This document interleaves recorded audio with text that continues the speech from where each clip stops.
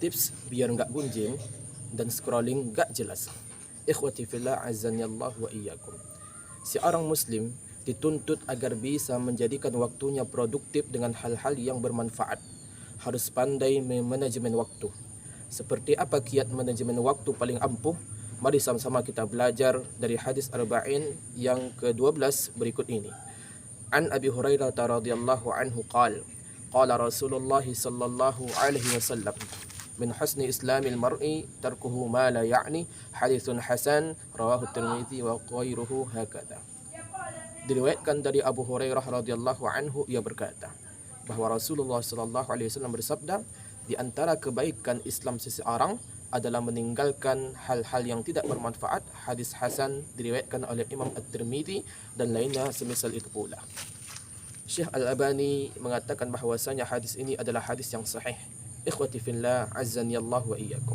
Hadis ini mengandung makna bahwasanya di antara kebaikan Islam seseorang adalah meninggalkan hal-hal yang tidak bermanfaat, baik berupa perkataan maupun berupa perbuatan.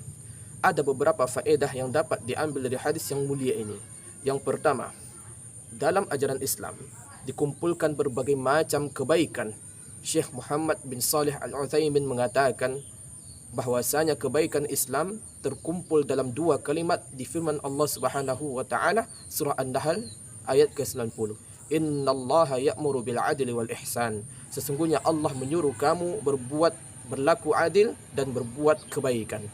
Faedah yang kedua, tanda baiknya seorang muslim adalah dengan ia melakukan setiap kewajiban.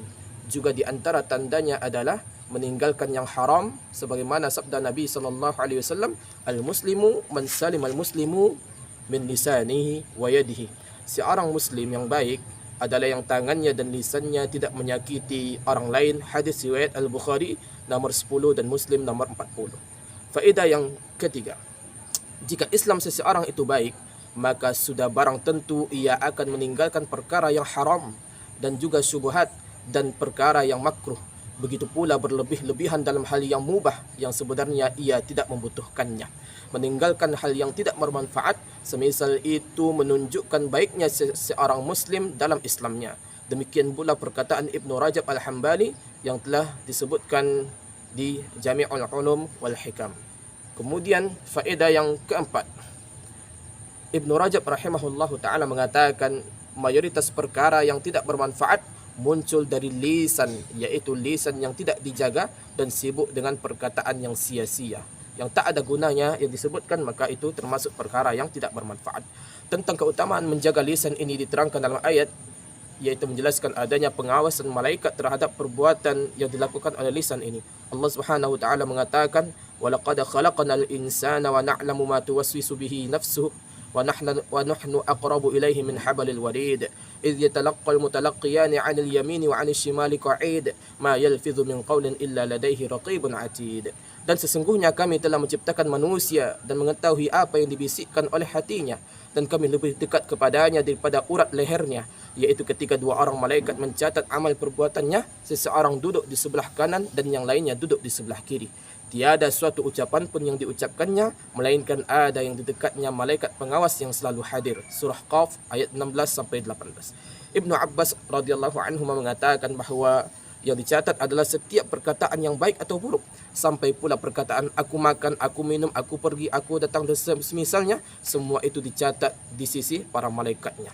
Dalam hadis Al-Husain bin Ali disebutkan bahwasanya Nabi sallallahu alaihi wasallam bersabda, "Inna min husni islamil mar'i qillatul kalam fi ma la ya'ni."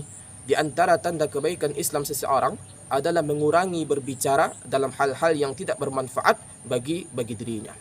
Abu Ishaq Al-Khawwas pernah berkata, "Inna Allah yuhibbu thalathah wa yubghidu thalathah. Fa amma ma yuhibbu fa qillatul akal wa qillatul naum wa qillatul kalam wa amma ma yubghidu fa kasratul kalam wa kasratul akal wa kasratul naum." Sesungguhnya Allah Subhanahu wa taala mencintai tiga hal dan membenci tiga hal. Perkara yang dicintai Allah adalah sedikitnya makan, sedikitnya tidur, dan sedikitnya berbicara. Dan perkara yang tidak Allah atau Allah benci adalah banyaknya makan, banyak tidur, dan banyak berbicara. Hadis riwayat Al-Baihaqi. Umar bin Abdul Aziz berkata, Man adda kalamahu min amalih qilla kalamahu illa fima ya'nih. Siapa yang menghitung-hitung perkataannya dibandingkan amalnya, tentu ia akan sedikit berbicara kecuali dalam hal yang bermanfaat. Setelah menyebutkan perkataan Umar bin Abdul Aziz tersebut, Ibnu Rajab Al-Hambali rahimahullahu ta'ala mengatakan, benarlah kata beliau, kebanyakan manusia tidak menghitung perkataannya dari amalannya tersebut. Kemudian, faedah yang kelima, Ibnu Rajab Al-Hambali rahimahullahu ta'ala mengatakan, jika seseorang meninggalkan sesuatu yang tidak bermanfaat, kemudian menyibukkan diri dengan hal yang bermanfaat, maka tanda baik Islamnya telah sempurna. Maka itu yang hendaknya kita lakukan agar kita menjadi seorang muslim yang sempurna.